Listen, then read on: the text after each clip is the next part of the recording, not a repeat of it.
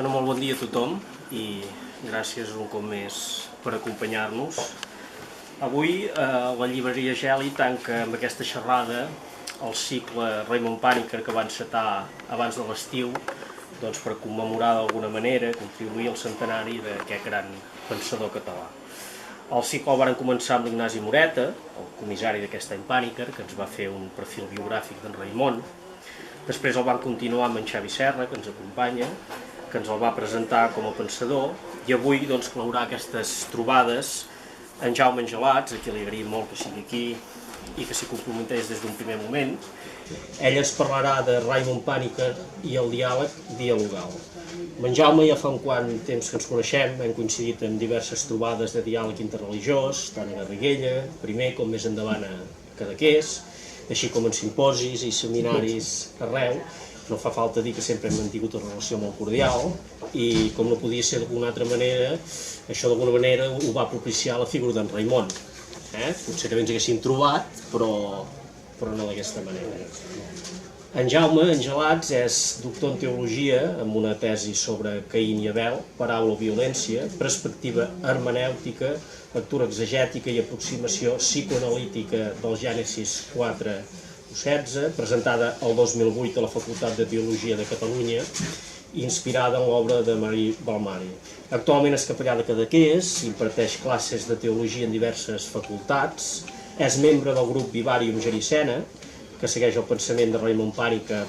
a les comarques de Girona, i ha estat organitzador de les trobades, com he dit abans, interreligioses de Garriguella quan era el rector, i que ha continuat fent més endavant a Cadaqués. Quan li vaig demanar de participar en aquest cicle, em va demanar més o menys de què volia que parlés. Li vaig proposar que creia, i crec, evidentment, que ell exposarà molt bé la importància de Raymond Panikkar dins el diàleg interreligiós. Ell d'alguna manera em va proposar, si cal, obrir encara més el camp i parlar del diàleg dialogal, una altra d'aquestes expressions molt panikkarianes, que no sabem si ha fet fortuna o no, però almenys dins el camp panikkarià, de veritat que sí. Res més per la meva part, agrair-vos una vegada més que sigueu aquí. Moltes gràcies, Jaume, i pots obrir el diàleg. Doncs gràcies a tu, Xavier, i moltes gràcies de la presentació. I tal com diu, obrim el diàleg, és a dir, això de fer una xerrada, doncs tampoc és, diguem, el cas en aquest context tan, diríem, bonic, perquè jo ara quan he arribat he aparcat allà als jutjats i he passat pel pont aquest de... Coneix la plaça que nosaltres en dèiem de Sant Agustí, però ara s'ha de dir de la Independència, més que mai, amb la llibreria Geli. Jo li comentava al Xavier, que els dos Xaviers, perquè ens hem trobat també amb el Xavier Serra aquí fora, i fer com una mena de regressió, perquè ara feia temps que no passava, diríem, per aquest nucli, i m'ha portat el record de quan estava al seminari, des dels 12 anys, que la Teissa ens deixava aquí al bar Boira, i llavors passàvem per aquí i pujàvem cap a dalt. I això també em porta a iniciar recordant que el primer contacte, diríem, que jo vaig tenir amb el Raymond Panikkar, ara dir personal, però també hi ha amb el que d'una manera o altra en aquell moment era la figura de Raymond Panikkar. Va ser una vegada que no puc precisar cronològicament gaire, però jo sé que estava al seminari, probablement potser en el curs introductori o de primera teologia, i ell va passar per Girona i el Sant Joan Busquets, que era el rector, l'havia contactat i va venir i ens va fer com una sessió, no? I jo recordo de tots plegats, però personalment puc parlar per mi, que vaig quedar com enlluernat, no? Del carisma d'aquell moment personatge atípic en el món eclesial i encara més eclesiàstic, no? I que ja només d'escoltar-lo i diríem tenir ocasió de veure'l i després de metabolitzar una mica la seva aportació, jo recordo que ja ens va obrir per perspectives. I en aquest sentit també això, no? Raimon Pàniker, aquí teniu aquest expositor pràcticament hi ha les obres que han anat publicant l'editorial Fragmenta de la seva òpera Òmnia, que és extensa, en Xavier Aranès el coordinador, però certament que tota la seva consignació escrita és molt rellevant perquè forma part podríem dir, del seu compromís, el compromís comunitari, social, eclesial, la seva consciència del que ell podia portar, que era consignar per escrit i escrivint i reescrivint, diríem, tot el fruit de la seva no només recerca així conceptual, sinó tota la seva, el periple existencial, perquè en Raimon Pàniker, diríem, la seva obra en el fons és la seva vida i la seva vida queda com reflectida en part, naturalment, per la seva obra escrita, no? Però ara que fem aquesta recepció en motiu de la commemoració del seu pròxim centenari del seu naixement, que serà a principi el dia 3 de novembre d'aquest any 18, ara que se'n fa, diríem, una mica la recapitulació, quasi tots els que hem tingut la sort de conèixer-lo i de poder tenir un accés així directe amb ell, estem d'acord en què, home, la seva obra escrita és realment, diguem-ne, una aportació rellevant i que fa impressió i respecte i que dona per molt, tot i que no és fàcil sempre de descodificar-la, però que ell tenia un carisma especial en comunicar a través de la paraula. De la paraula dita i d'aquesta paraula que a ell li agradava remarcar i subratllar, que era la paraula viva, no?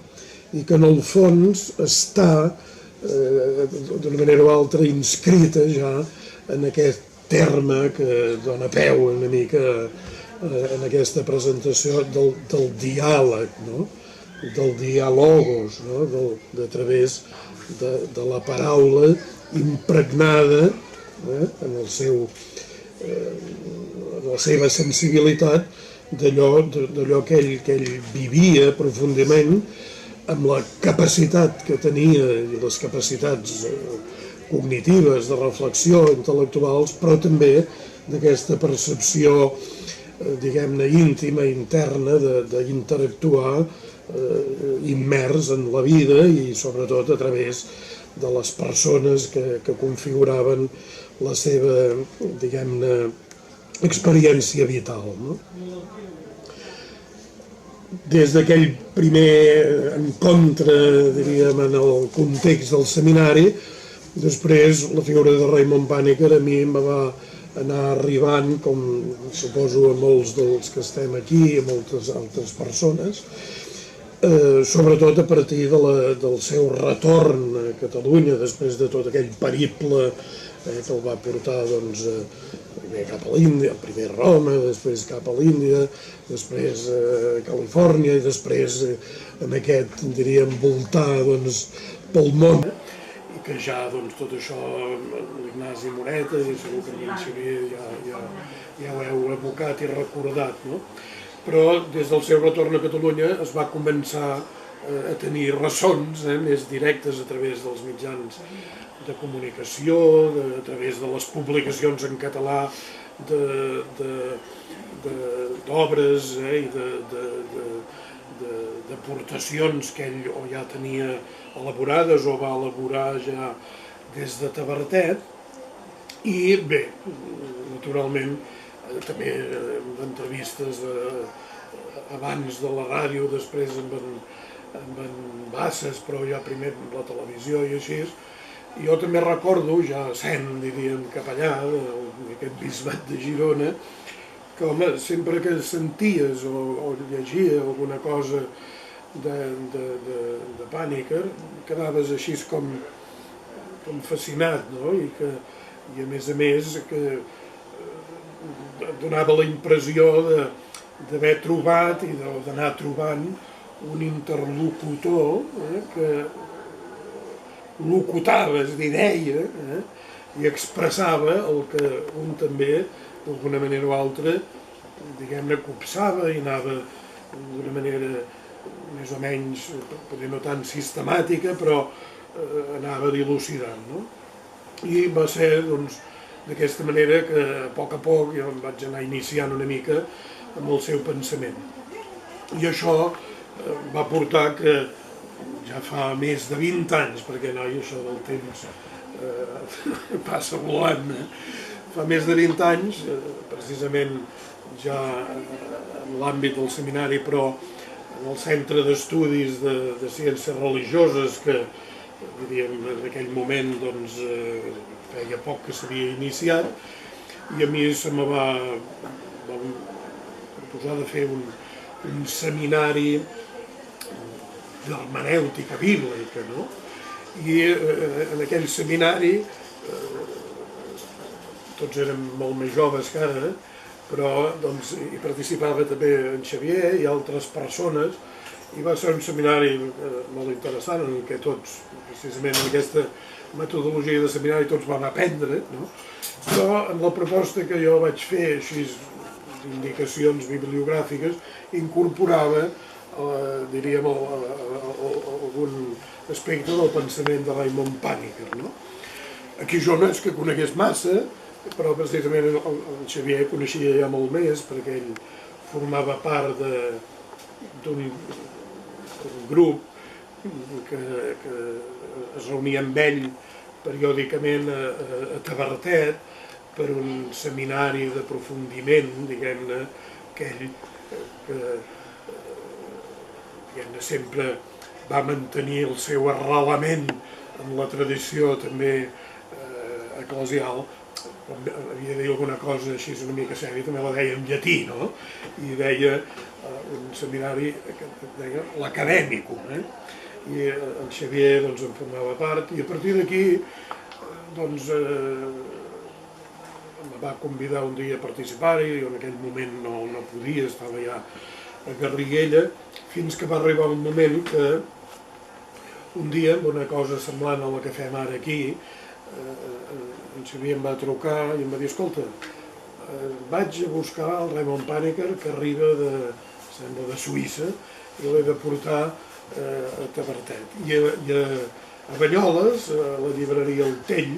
hem organitzat no una presentació de la seva obra, sinó no de cap obra concreta, sinó una mica una presentació de la seva aportació. Penseu que això era 20 anys enrere i encara tots aquests artilugis del WhatsApp i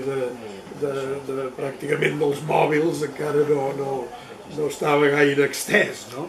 Però tot i així, la llibreria El Tell, doncs, que es va comunicar una mica així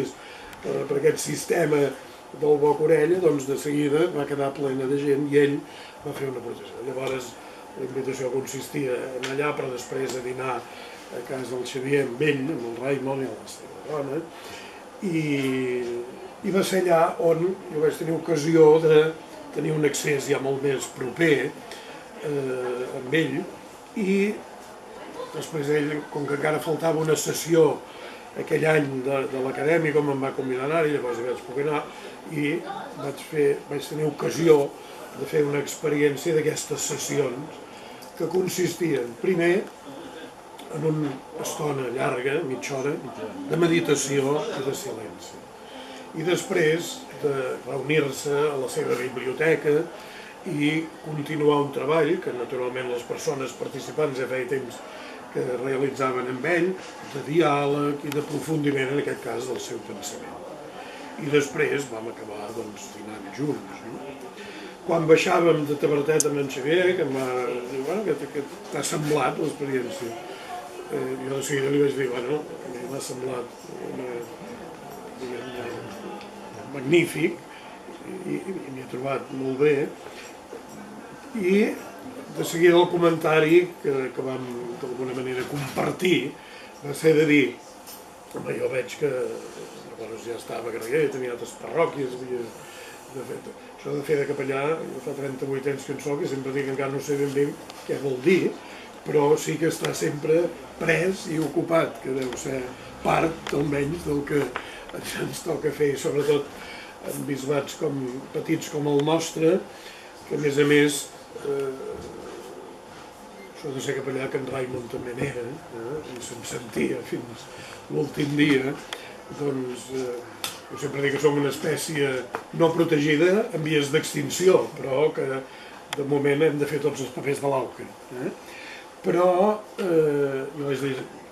difícilment amb una periodicitat així mensual jo pugui venir a Tavertet, però és a dir,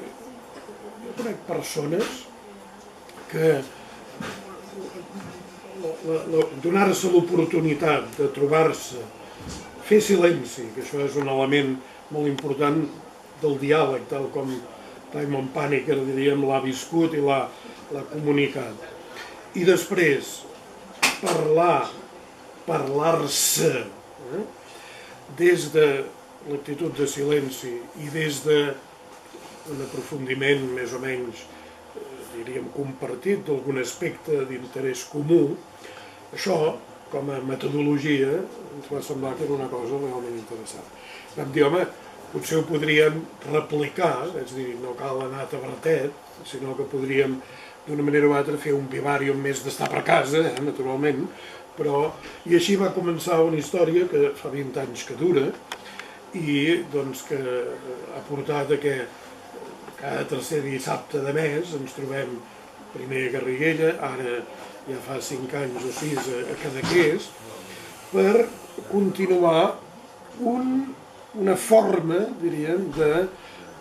de diàleg dialogal, una mica après i replicat, diríem, d'aquesta proposta del Raimon Pàniker, i això ens ha permès, i a mi personalment m'ha permès, doncs, primer,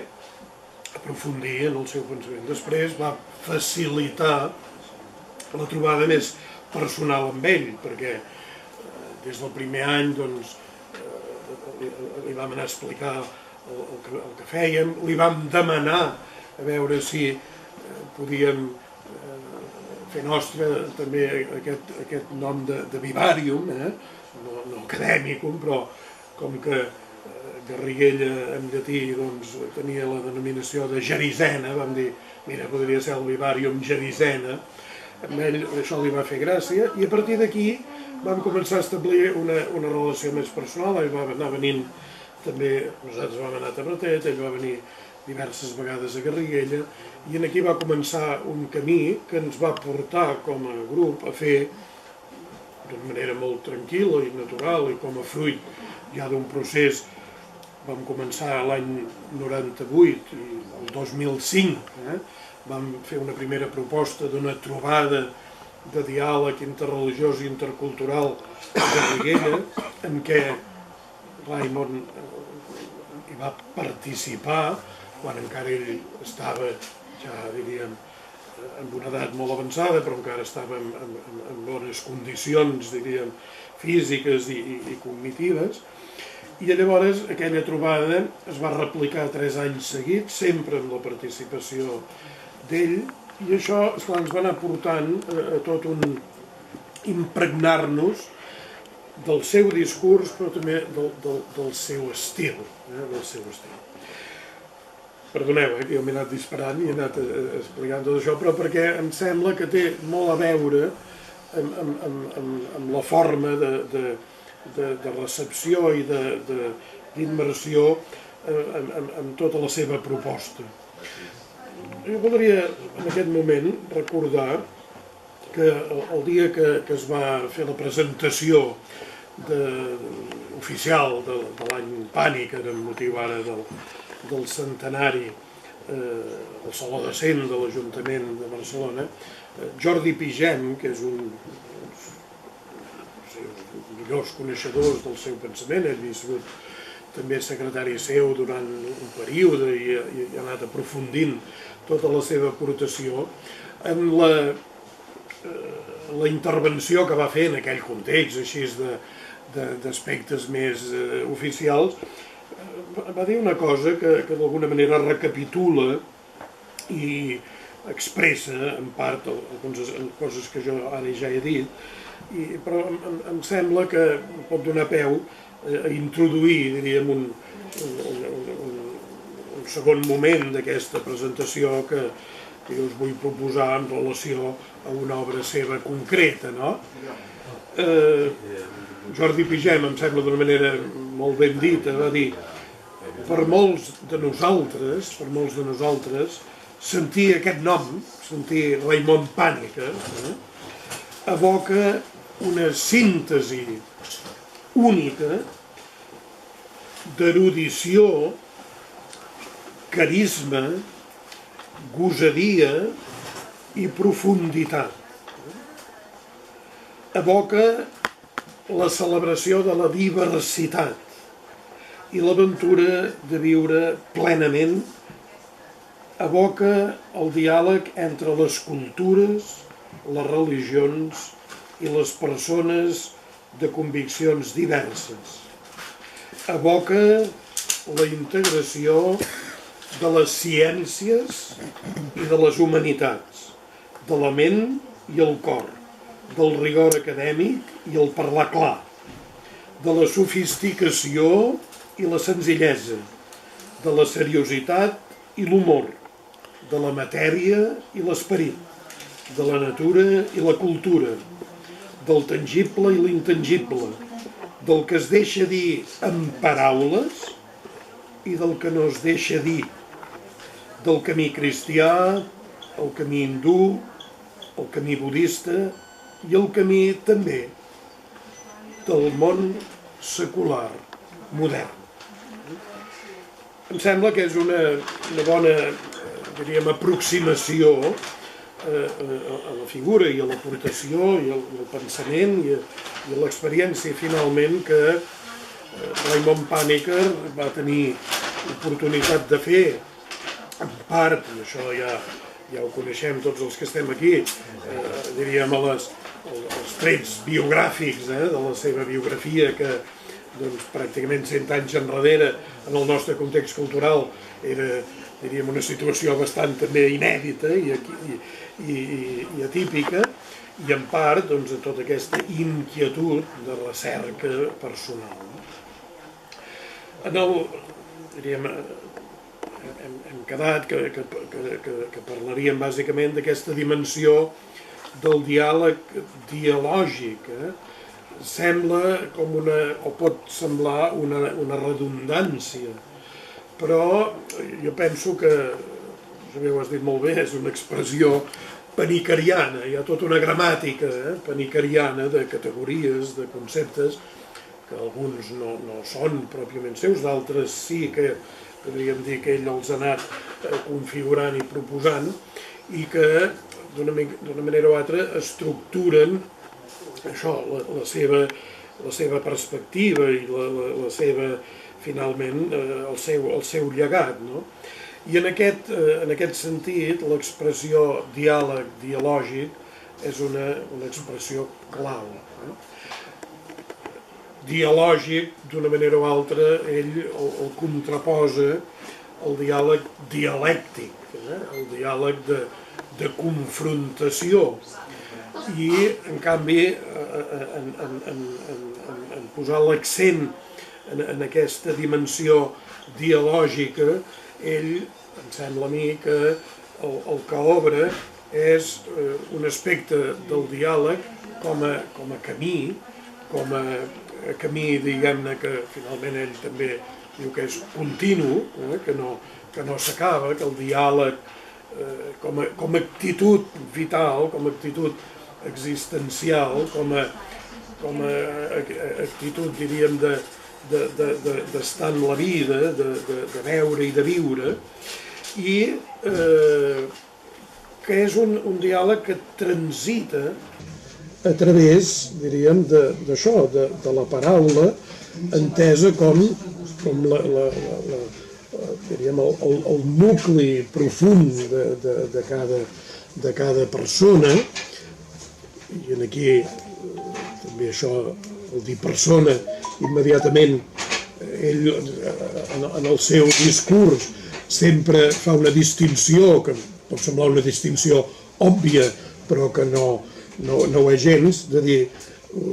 una persona no és un individu, no? Distingeix la dimensió individual en el sentit individualista, diríem, la dimensió personal, que sempre és de relació, i ens relacionem, és a dir, som persones perquè ens relacionem, i ens relacionem en ser persones i per ser persones. I en aquest sentit ens relacionem a través, diríem, d'aquesta capacitat de parlar, que no vol dir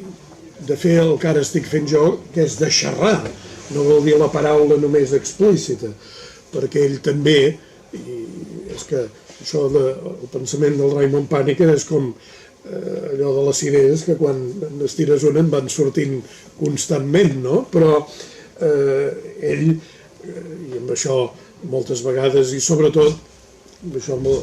els companys del Vivarium, i així ho hem dit, i amb el CD especialment, que, clar, en aquest cas, en servidor vaig conèixer el Raimon personalment, pràcticament uns 8 o 9 anys abans de morir, diguem, l'últim tram de la seva vida, no? I era un tram en el que ell anava també, es notava, no?, que anava com recapitulant, com acabant de madurar,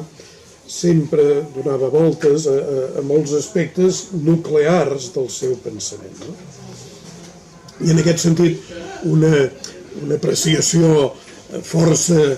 reiterativa que, a més, en aquest cas, a més, li feia gràcia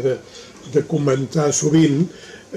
diríem, parlant de teologia i parlant també de la Bíblia i així, no? Quan ja sabeu que el pròleg de l'Evangeli de Joan comença dient, ell ho deia llavors en grec, en argé, en hologos, el principi era el verb, al principi hi havia la paraula, però, llavors de seguida subratllava, però, deia ell, la paraula no és el principi. Al principi hi havia la paraula, però al principi, ell deia, és el silenci. I per tant, la paraula que surt del silenci i que comença a expressar i a néixer a partir del silenci, i d'aquí, diguem-ne, aquest subratllat profund que ell feia en relació al silenci. Per tant, tota aquesta dimensió dialògica era nuclear en el seu pensament. Aquesta dimensió que articula les relacions personals de superació de l'individualisme. I en aquest sentit també ara, traient una altra cirera d'aquest pensament, ell distingia, això potser en Xavier ja en va parlar, no?, també una mena de neologisme que ell va anar creant de tipus filosòfic. Ell distingia entre l'heteronomia, és a dir, l'altre com a altre que no m'afecta, diguem-ne, no? L'autonomia, jo, només l'autos.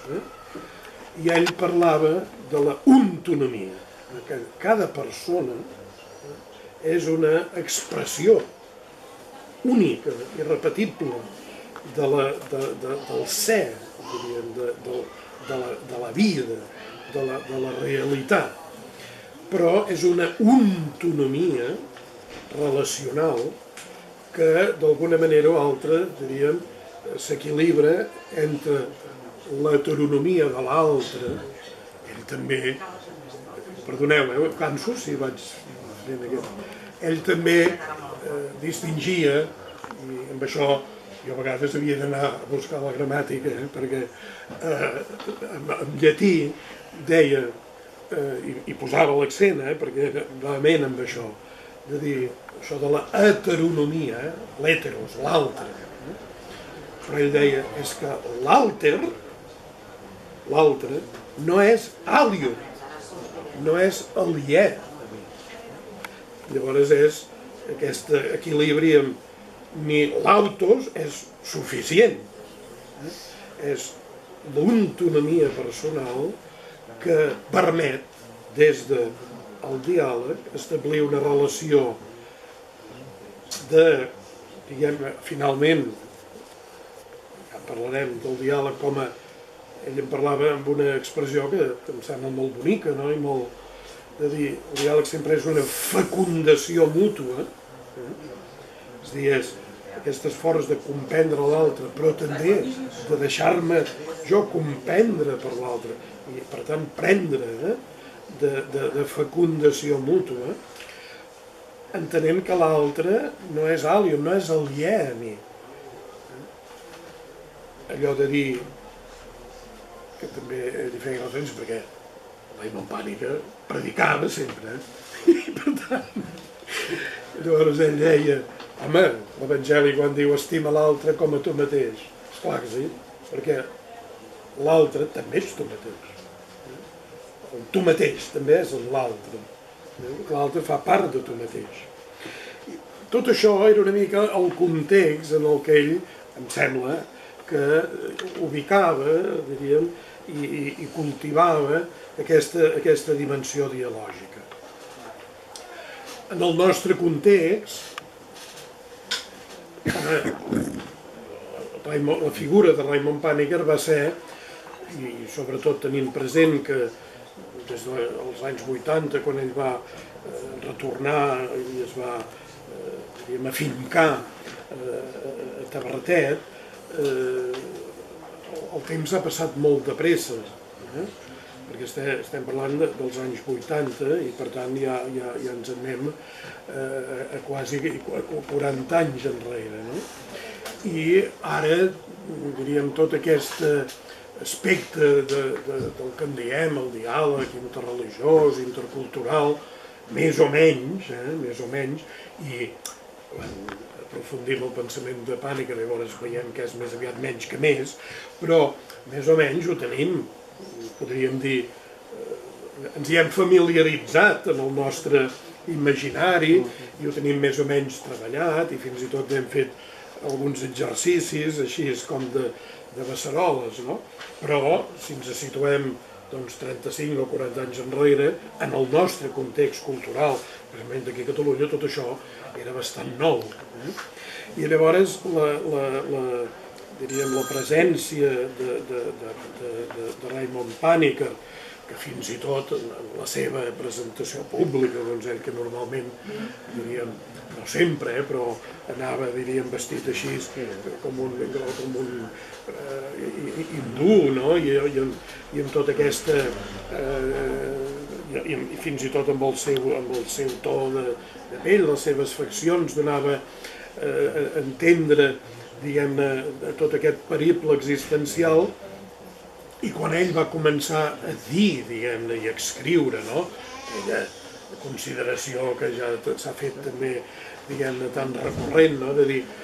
jo me'n vaig anar cristià, me'n vaig anar a retrobar les arrels paternes a l'Índia, del pare, doncs, nascut a Kerala, però que havia vingut a Catalunya i es havia casat amb una dona catòlica de la burgesia, diríem, de Sant Gervasi de l'època, però una dona amb una gran sensibilitat i amb una gran llibertat, perquè, diríem, als anys 15 del segle passat, doncs, tenia una relació,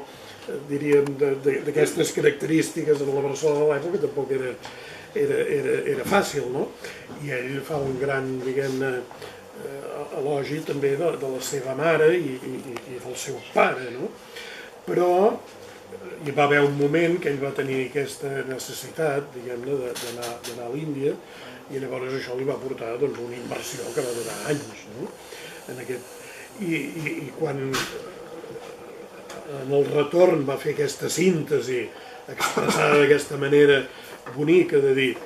jo me'n vaig anar cristià, em vaig descobrir hindú.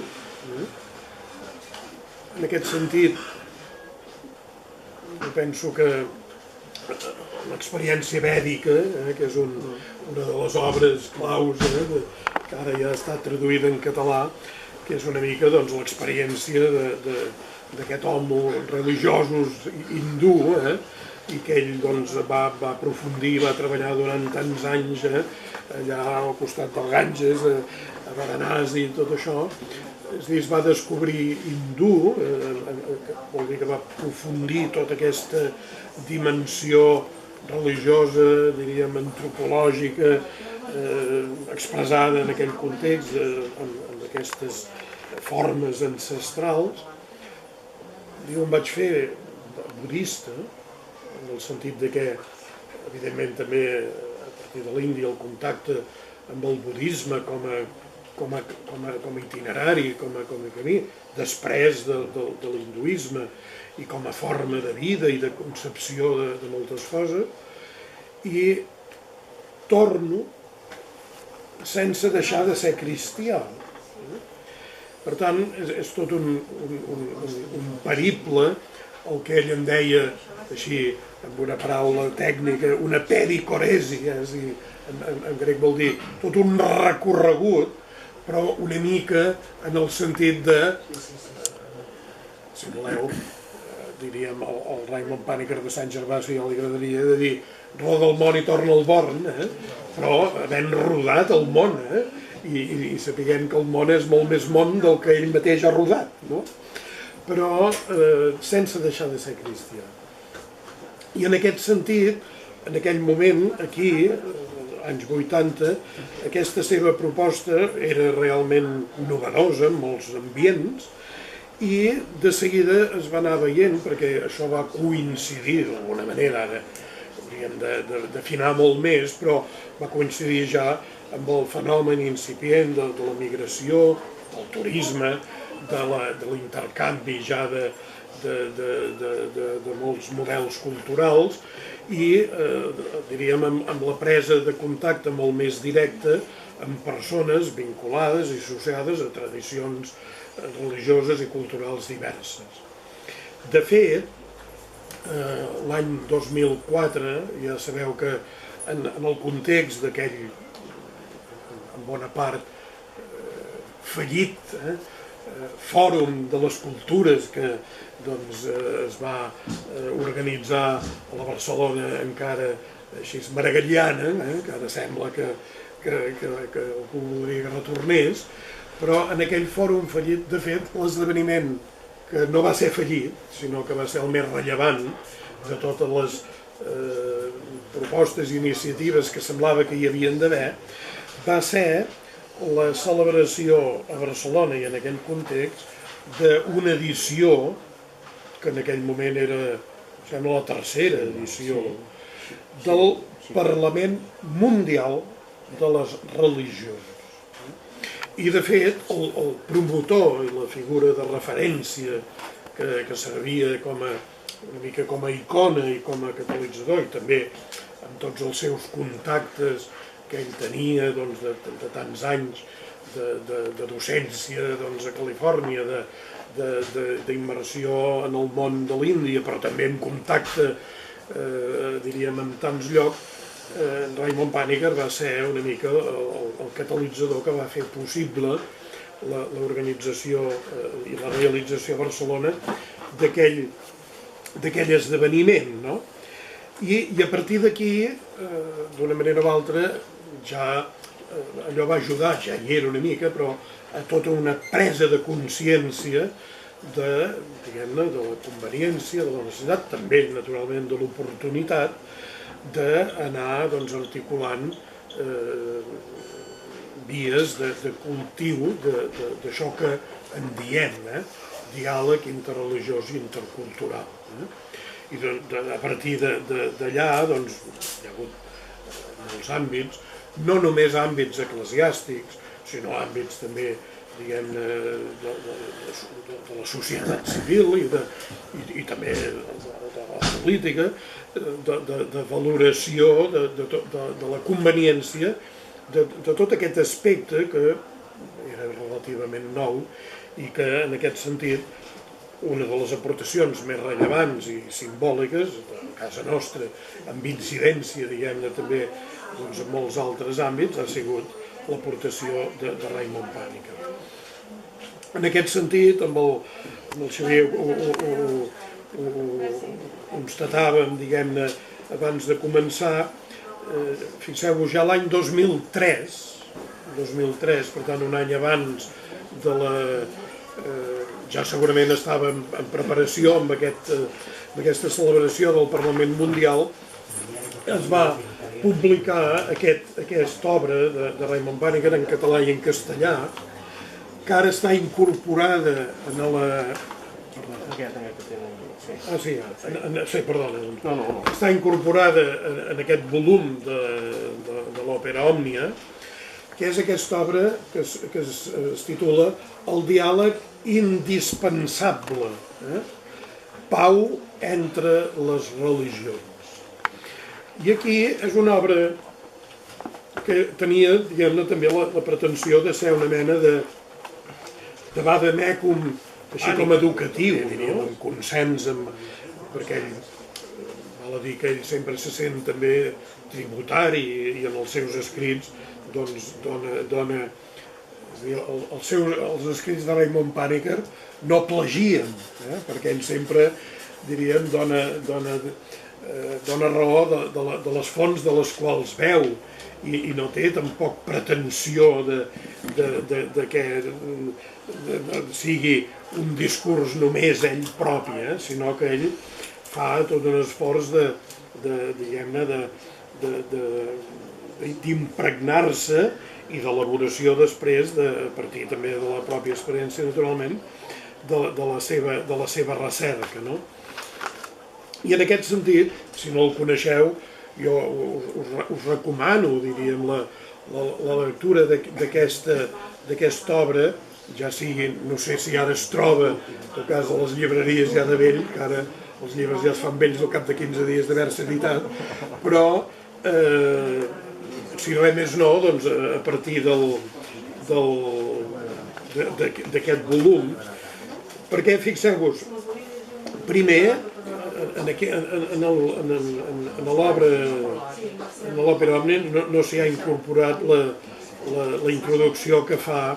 un monjo benedictí en aquesta edició, que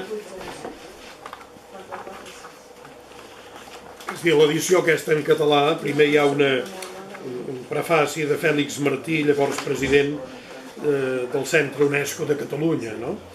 però després hi ha un pròleg d'un monjo benedictí, que és el pare Pierre François de Béthune, que era un monjo benedictí belga, amic de Raimon Pàniker, coneixedor, diguem-ne, de la seva sensibilitat i de la seva obra. Ell també, un home que treballava en el camp del diàleg interreligiós, i llavors m'espigulo alguna afirmació, però perquè em sembla que està molt ben dit, diu, agraïts, comença dient, agraïts a Raimon Pàniker que ens hagi regalat aquest breu manifest sobre el diàleg intercultural i interreligiós, on trobem com un resum del seu pensament sobre aquest tema.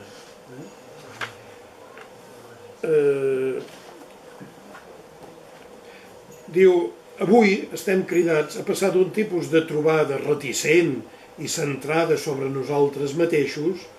a una d'una altra mena. I aquí entra molt la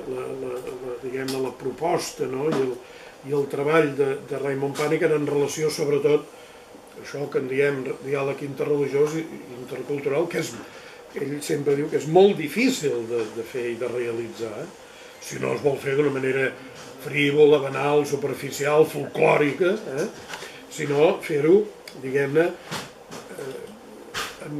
nosaltres, des del Vivarium, quan a vegades hem llegit coses del Raimon, sempre diem que és dur de pelar, perquè és un home que, diríem, quan exposava públicament, que feia una xerrada, semblava molt seductor, no? I tenia una paraula que realment fascinava, i semblava que ho entenies tot, però després pensaves, oh coi, és que això, allò que diem en català, aviat és dit, aviat és dit, però a l'hora de posar-ho en pràctica, a l'hora de viure-ho, resulta que té molts replecs, això, no? I en aquest sentit, fixeu-vos, el pare Pierre diu, una trobada d'una altra mena, humil, respectuosa i intencionadament acollidora. Però una tal evolució és una verdadera i autèntica conversió que demana gran energia espiritual i discerniment. I llavors, una cosa bonica, no? Diu, com un barquer, Raimon Panikkar ens guia per tal de travessar aquest gual, a vegades angoixant, i accedir, d'altra manera, a una nova forma d'estar en el món. I acaba dient en aquest pròleg, obedient durant tota la seva vida a aquesta crida interior al diàleg. La paraula obedient era una paraula que Raimon Panikkar feia servir molt, i que a mi personalment és de les primera vegada que vaig sentir, són coses que segurament ja les havia sentit per algú més, no? Però dius, ostres, i ell hi tenia, diguem-ne, era una paraula de la qual em feia una descodificació que a mi sempre m'ha resultat molt alliberadora i suggeridora, no? Perquè, senzillament per una qüestió etimològica, ell posava en relleu que obediència és una paraula que més aviat té mala premsa, i més aviat, diguem-ne, en tenim una percepció distorsionada. Un dels aspectes que Raimon Panikkar treballa més a fons és el sentit de les paraules. Perquè el diàlogos, és a dir, esclar, si dialogar és a través de les paraules, a través de la paraula, cal afinar molt. I allò de dir, home, parlant la gent s'entén, però bueno, s'entén si fa l'esforç d'entendre's. I en aquest sentit ell era implacable, deia, no, és que, escolti, dialogar costa i és un esforç, i treballar les paraules demana disciplina i demana anar a fons, vull dir. I en aquest sentit, audire, ell subratllava la dimensió d'audire, escoltar, diríem, alguna veu, alguna proposta que ve de fora de mi. I en aquest sentit tornem allò de dir, ara que estem en una cultura, diríem, això també en parlava sovint, no? De l'autos, i del jo, i de l'autosuficiència, i de l'omnipotència personal, de dir, escolti, audire, audire, és la via de la salvació. Si un no escolta, no s'obre, i per tant no es relaciona amb l'altre, amb la vida, amb el món, amb les dificultats, amb tot. I en aquest sentit, per tant, fixeu-vos, el pare, un benedictí, per tant, fill de l'obediència també, diu, obedient durant tota la seva vida a aquesta crida interior al diàleg, Raimon Panikkar ha obert un camí. No tothom el pot seguir en tot, perquè tota existència és única i exigeix un compromís particular. Però fem bé de deixar-nos guiar per ell al llarg de les pàgines d'aquest petit llibre, perquè ens conduirà, efectivament, vers horitzons que no preveiem per descobrir-nos una font de vida més abundant. I veig que anem arribant així al límit. Fixeu-vos, només tindré temps d'enumerar. Ell aquí fa una mena també de gramàtica del diàleg i d'una manera o altra proposa que el diàleg entre religions ha de ser, en primer lloc, obert. L'obertura, que en el fons ve d'aquesta dimensió de l'obediència, de l'audire, de l'escoltar. I ja sabeu que en aquest sentit, ell diu, l'obertura és l'essència del diàleg. I tenim present que a priori ningú no està exclòs del diàleg interreligiós. Tenim present un aspecte que també és molt panicarià, de que les anomenades religions no tenen el monopoli de la religió, de la dimensió religiosa, si voleu, espiritual, diguem-ho com vulgueu. La veritat és sempre relacional. Aquest diàleg ha de ser obert, ha de ser interior, ha de néixer, diríem, d'aquesta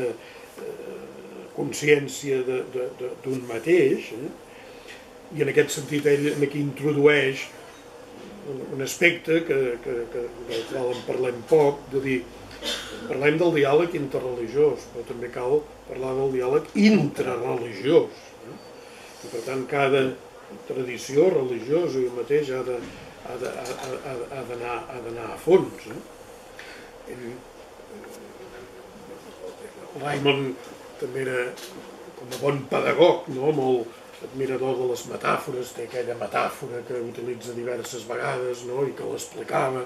la metàfora de la finestra. I deia les tradicions religioses, les tradicions filosòfiques, culturals, és a dir, cada una veu el món des de la seva finestra. Tu pots veure el món, ara veiem aquesta porta, que és finestra també, doncs veiem una part, però els d'allà ho veuen d'una altra manera. I llavors ell feia dues consideracions amb aquesta metàfora òbvia, de dir, cadascú veu la seva perspectiva. Però deia dues coses que em semblen importants. Deia, primer, com més net estigui, diguem-ne, el vidre de la finestra, o millor si no hi ha vidre, diguem-ne, més clarament jo tindré una percepció d'una part del món. I en aquest sentit això era una crida al diàleg intrareligiós, de dir, escolteu, ara que ja fa més de 50 anys, ara a principis de l'any que ve, el dia 25 de gener farà, no us espanteu, perquè la majoria dels que som aquí ja ens en recordem, els joves no, però farà 60 anys que Joan XXIII va convocar el Concili Vaticà II. I una de les coses que va dir Joan XXIII, va dir, home, hem d'obrir les finestres de l'església. És a dir, la finestra, s'ha d'obrir la finestra perquè ja no veiem res. És a dir, ja no veiem res. Raimon Pànic deia, com més net estigui el vidre, o estigui oberta, més veurem. I llavors també deia una altra cosa en relació amb aquesta metàfora. Deia, home, és impossible que jo, diríem, pugui veure el món des de la finestra de l'altre. Això és impossible. O el veig des de la meva finestra o no el veig, perquè jo no puc pretendre tenir una visió polièdrica així de per si. Ara bé, i aquí posava l'accent, sí que puc fer una cosa, i és escoltar què em diu l'altre que veu des de la seva finestra. I en aquest escoltar, en aquest obedire l'altre, llavors jo m'adono que el que jo veig no és el tot. I el que jo veig no és l'única forma de veure-ho. I el que jo veig és una perspectiva que es va complementant a partir d'aquest diàleg, perquè és important que jo digui el que veig jo, i que l'altre em digui el que veu ell, i que jo l'escolti i que ell m'escolti. Tot això, diguem-ne, té a veure amb la interioritat. Ell deia també, el diàleg ha de ser un diàleg lingüístic, és a dir, hem de parlar de les paraules, i ens hem d'una manera o altra, hem d'aprofundir, diríem, els instruments que fem servir per parlar, perquè si no serà, diríem, inútil, serà una xerrameca, però no hi haurà diàleg. També, ara no hi podem entrar, jo no m'hi puc entretenir, ell parla de que el diàleg entre religions, entre tradicions religioses, és un diàleg mític, perquè cada religió, cada construcció humana de pensament, també la ciència, perquè, esclar, aquí sempre hi ha allò que hi ha l'Ignasi Moret i diria, escolta, el Raimon Pàniker, en primer lloc, era químic, després filòsof, després teòleg, diguem, Vull dir, ell era acadèmicament doctor en ciències, en filosofia i en teologia, i no pas per la Universitat Joan Carles I. Vull dir que, per tant, en aquest sentit,